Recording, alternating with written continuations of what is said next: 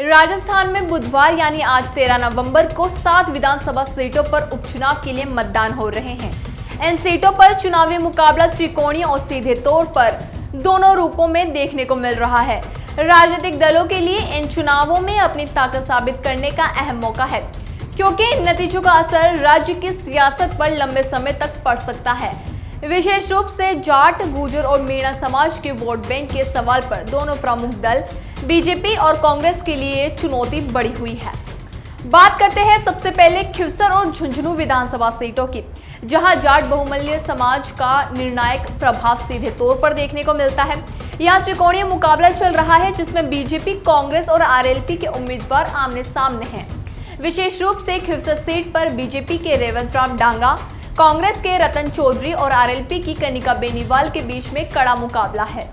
इन सीटों पर Jat vote bank के बढ़ने से यह मुकाबला और भी ज्यादा दिलचस्प हो गया है और इस परिणाम से यह तय होगा कि जाट समाज किस दल के साथ है।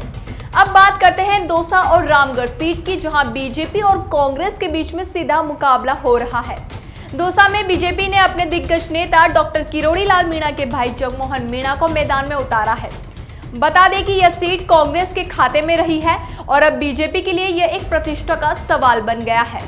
रामगढ़ में भी कांग्रेस और बीजेपी के बीच में कड़ी टक्कर देखने को मिलेगी।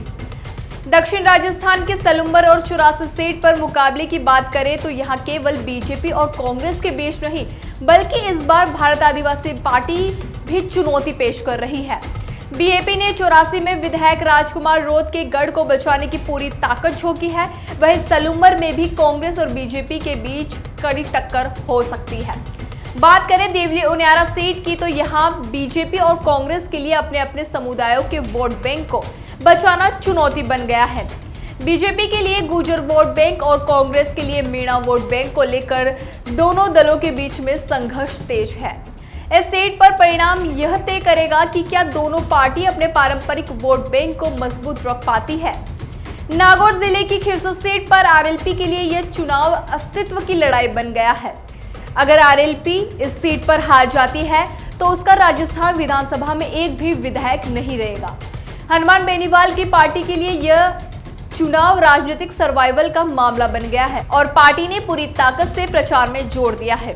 बेनीवाल खुद भी कह चुके हैं कि अगर हार गए तो आरएलपी का भविष्य समाप्त हो जाएगा।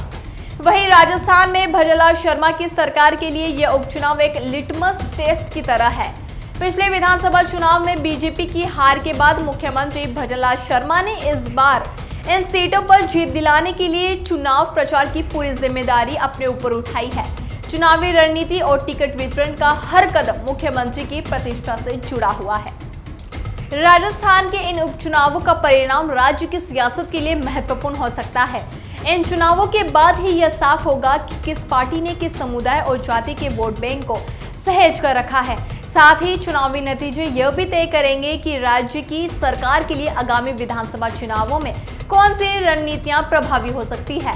इन सीटों पर मतगणना के बाद स्पष्ट होगा कि राजस्थान की राजनीति में नए समीकरण बनने जा रहे हैं या फिर पुरानी ताकतें कायम रहेगी। हमारा ध्यान इन उपचुनावों के नतीजे पर होगा, जो राज्य की भविष्यवाणी को लेकर कई सवालों के जवाब देंगे। जब तक के लिए आप बने रहिए हमारे साथ और देखते रहिए हमारे चैनल द फैक्ट इंडिया को।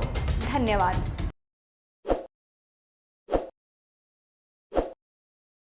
ताज़ा खबरों के लिए विजिट करें द फैक्ट इंडिया की वेबसाइट और डाउनलोड करें द फैक्ट इंडिया ऐप।